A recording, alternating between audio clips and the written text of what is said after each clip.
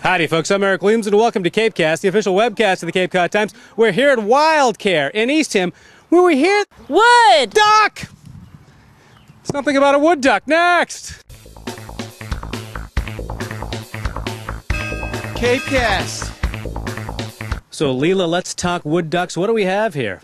We have 9 wood ducks from Falmouth that were trapped in a storm drain. What are you doing with them? What are we hoping for them? Well, when we first got them about a week ago, they had just hatched. They were tiny, and they're notorious for being difficult to raise in captivity. So getting them to eat has been a real chore. Now talk a little bit about some of the peculiar sort of jumping and surviving fall abilities of wood ducks. Well, their parents nest in tree hollows, way up in trees. They can be 45, 50 feet up, and after about 2 days after hatching, they jump out to follow their mom to fresh water, and they can survive a fall up to 50 feet.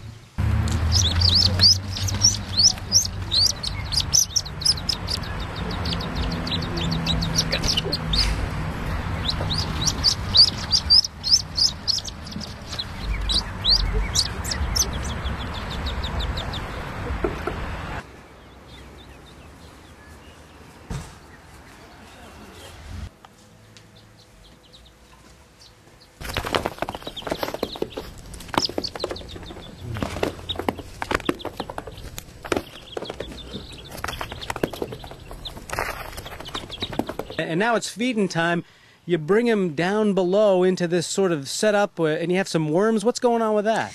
Well, to get them to eat, their food has to be moving. That's kind of what stimulates them. So the playpen that we have set up, we choose the colors deliberately for maximum contrast so that if they see something moving, they'll kind of go after it. And the worms have, some of the insides hanging out so that when they go for the worm and they taste it, it tastes good, and it encourages them to actually eat the rest of the worm. So Leela, let's get deep inside that duck playpen. First of all, I see a feather duster.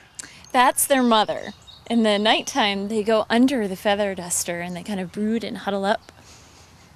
That's sad, but I guess it's some kind of animal psychology thing? It's cozy, Eric. So Leela, aren't wood ducks like the prototypical wild duck? Like there's a beauty to their sort of adult appearance? What are they going to look like? Well, the males are absolutely beautiful. They have all of this coloring on their head and these top feathers that are very, very showy.